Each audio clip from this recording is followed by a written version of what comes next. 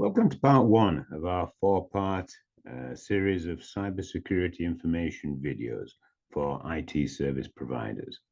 Part one is an introduction to cybersecurity and to zero trust network access. And we will also explain the Authonet zero trust network access products.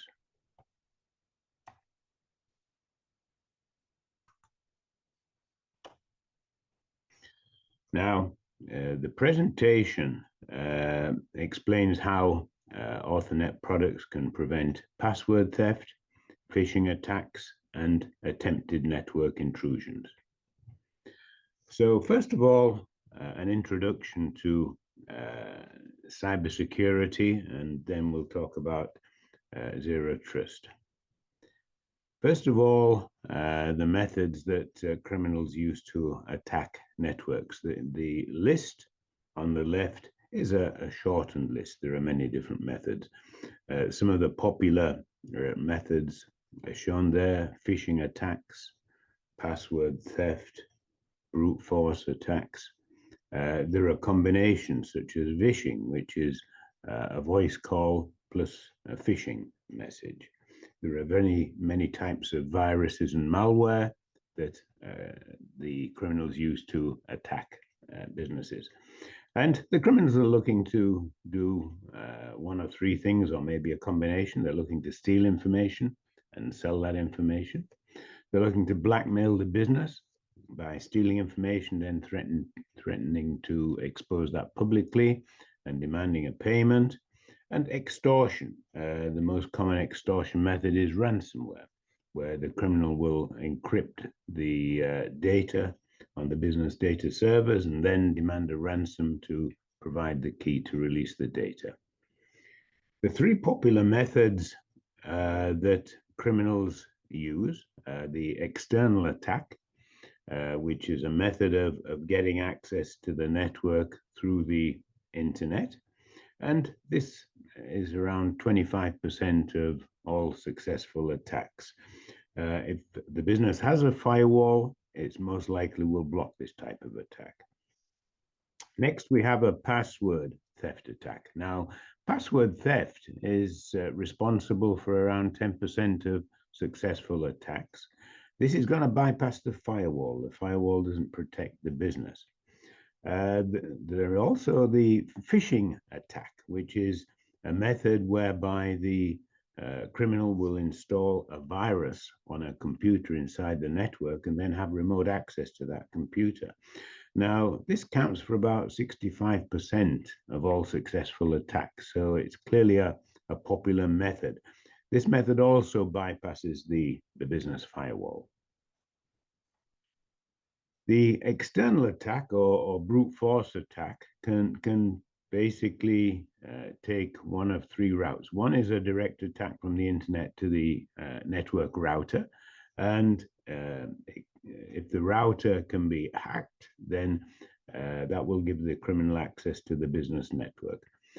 There's methods of attack that use remote staff access. Maybe open ports in the router that the criminal can use to access the network. And finally, we have an attack via a third-party access. This can be an Internet of Things, an industrial controller that's connected to the internet, or it could be a supplier or a customer that has a direct network connection. Password theft is successful in 10% of attack cases. Recently, we've seen attacks on casinos. The method that criminals employ is to look at employee profiles on social media sites and then call the tech support pretending to be that employee and getting a new replacement password. This method can be prevented by installing two-factor authentication. And in fact, all banks, most big businesses have two-factor authentication. And so that means that the criminal will not only need the password, but also a mobile phone and get the access code from the mobile phone in addition to the password. Now, phishing attacks are very, very common. I think we all get phishing messages several times a day. The phishing message email is a fake email. It pretends to be some business that we know, some bank, some government office, and it identifies some problem that requires a link to be clicked in order to solve that problem. Now, when the link is clicked, then the browser will communicate with the criminal's server, will install what we call a Trojan virus on the computer, and that gives the criminal remote access to that computer. And this bypasses the firewall, so the criminal has free access to the network and can steal data from the server or encrypt the data. The procedure for a phishing attack is outlined in the diagram. First of all, the Trojan virus is installed by clicking on a link. The virus then communicates to the criminal requesting instructions. The criminal responds with hacking commands and then is able to hack into the business server and encrypt the files. Finally, a ransom message is displayed on the computer requesting that the business pays a ransom in cryptocurrency in order to get the key to unlock the data. Now, some security methods that are very common don't block phishing attacks. For example, Microsoft Active Directory is a login method that controls access to the network and to data servers. Unfortunately, the phishing attack can bypass this. Once the criminal has access to the virus, the criminal has access to the network and will then look for a server operating system exploit in order to attack the server. Businesses have various types of protection against cyber attacks. For example, small businesses, 58% have antivirus software. That's a very important installation in the network. 49% have firewalls, which is going to protect against a direct attack from the internet. 44% have VPNs, virtual private networks. That means that the external connections to the network are encrypted, making it very difficult for the attacker to get access. And finally, we have email security, around 25%. Larger businesses have additional cybersecurity tools. For example, network intrusion monitoring and alerting. That means having a piece of equipment in the network that's constantly looking at data flowing over that network, looking for intrusions.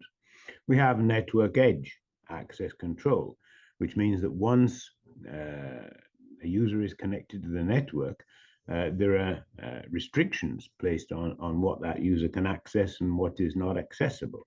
And finally, we have device authentication and user authentication with two-factor or three-factor authentication.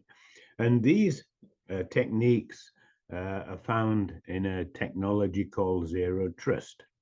And so most big businesses have zero trust. All small businesses almost don't have this type of data protection. So in summary, small businesses have firewalls, at least half of them anyway, antivirus software, VPN for remote access, email security, and possibly a cloud service for file sharing that checks for viruses.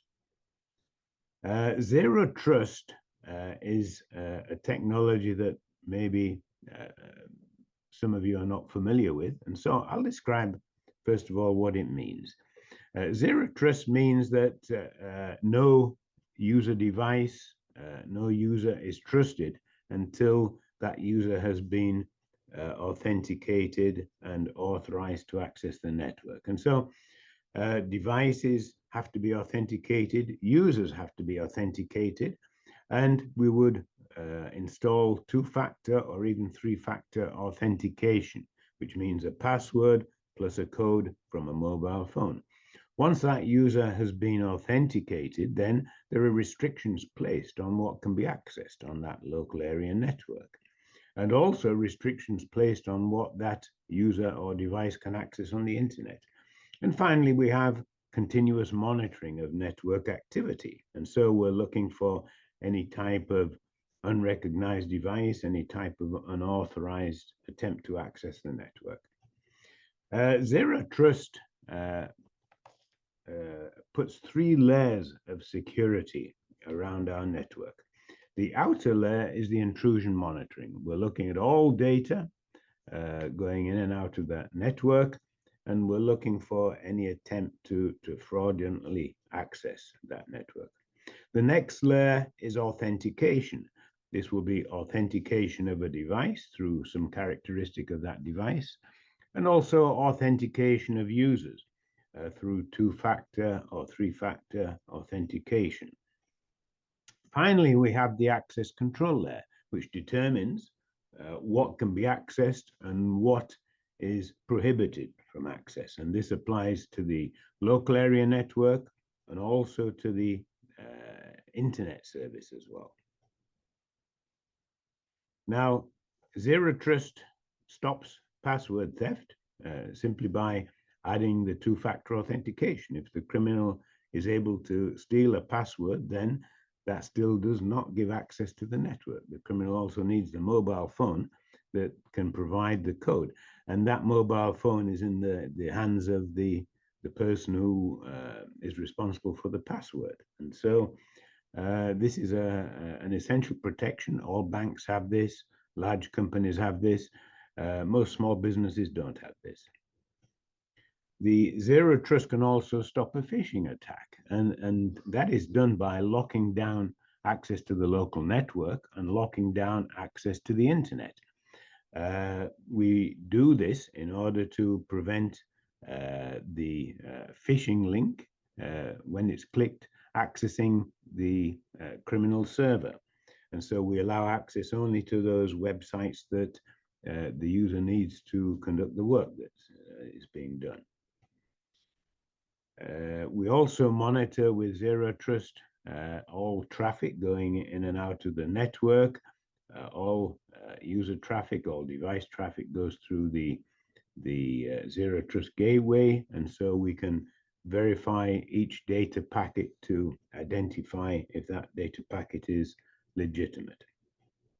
And so this slide summarizes the infrastructure upgrades that we would like to see in our network in order to ensure that we have a much more secure network. And we expect that this will reduce the probability of an attack. It won't eliminate the probability of attack, but the estimate is that this will reduce the probability by about 98%. And so the business is much more secure. Authonet Zero Trust cybersecurity products implement the Zero Trust algorithms, and they have that series of characteristics: authenticating device and staff access, authenticating with two-factor authentication, or it can be configured for three-factor authentication. We can block a phishing attack. So the two-factor authentication blocks password theft. We can monitor the business network and alert any unauthorized intrusion attempt. The important aspect of the Authonet line of products is they're affordable for small businesses and simple to install by the IT service provider. No special training is needed. There are two products in the Authonet lineup, the A300, a 300 megabit per second throughput, so ideal for smaller businesses. The A1000 is 1 gigabit per second throughput, and so suitable for larger businesses. The network installation of the Authonet products is shown in the diagram. All user devices, all remote access, all IoT, Internet of Things devices are connected through the Authonet gateway. The Authonet gateway also has a dedicated port for the administrator that is secure and allows the administrator to add users, remove users, and also monitor what's happening over the network. The gateway is a bridge device, which means that it allows any device to request an IP address. So it connects to the DHCP server in the business network. However, the gateway imposes the authentication rules that are specified, imposes the access rules that are specified, and continuously monitors network traffic. If any attempt to breach any rule is made, then an alert is sent to the administrator. The functions of the Authonet device divided into categories. First of all, we have the login page, which can be customized. This is used to for the users to start the authentication process. We have several authentication procedures. We determine how the authentication process will be implemented. We have local network access. We specify the rules that we would like to access the local network. Then we have a series of rules that are used to specify internet access. We have configuration for the devices and configurations for the users. We have reporting and alerting, so we determine what we're going to see on the reports and what alerts we're going to generate. And finally, there's an optional cloud management service for internet providers, IT providers that want to also provide a managed service. The functionality of Authonet is shown in the diagram. You can see that when a device connects, first of all, we verify that this device has been approved. We might have put a rule that the device can connect to the network without a user. It might be that we specified that the device also has to have a user, and so we look for the user authentication. We display the captive portal, and we request the credential of the user. If two-factor authentication is active, then we also request the code for the two-factor authentication. All steps of authentication go to the rules firewall, which then determines what each device and what each user can access and what cannot be accessed. In any attempt to breach a rule, an alert is sent to the administrator. The A300 product connections are shown in the diagram. It has 5 Ethernet ports, 1 gigabit ports. And so the WAN connection is the connection to the local area network. LAN 1, 2, and 3 are local devices, and LAN 4 is a dedicated connection for the administrator. The diagram here shows the network connection for each port and the devices that are connected to it. The A1000 is a larger product, a rack-mounted product with 6 Ethernet ports, 1 WAN port, and the LAN 4 once again is used as the dedicated port for the administrator. The diagram shows the network connections to each of these ports. There is an optional cloud management service for managed service providers. So if the IT company wants to provide a service for the customer, they can remotely add users, remove users, add and remove devices, also monitor what's happening in the network, and follow up with any alerts that occur for attempted intrusion. The Authonet products have no additional charges or costs once they've been installed, unlike some products which have monthly or annual fees, they charge for technical support, they charge for software upgrades, and charge for training courses. This is all provided free with Authonet. And so the upgrades are free, there's a free technical support service, and there are free training courses on our website. Now, it's important to remember that the Authonet Zero Trust does not replace the firewall, it complements it. And so we need the firewall. That's very important for direct attacks. The firewall will block any type of direct attack from the internet. The Zero Trust blocks other types of attacks which bypass the firewall.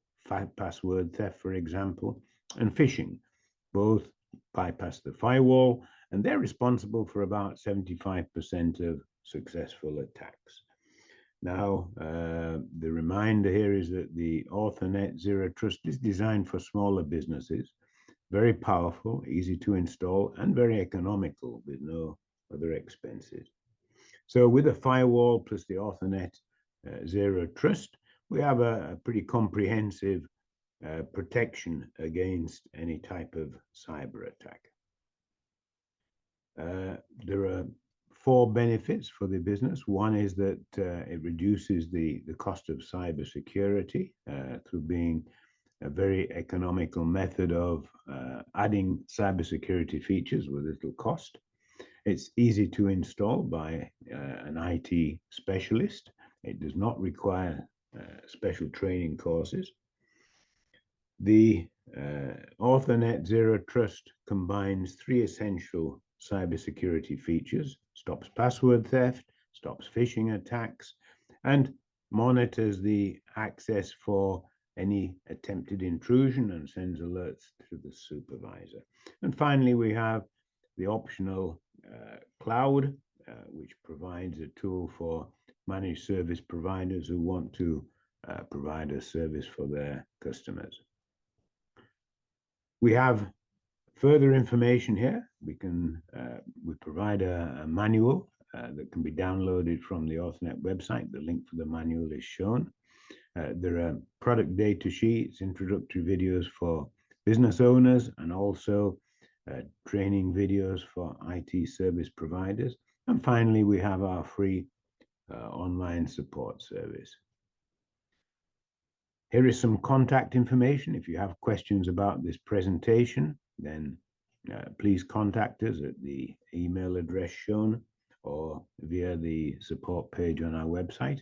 And please follow our social media channels. We publish information daily, which will be very useful for any customer or business that wants more information.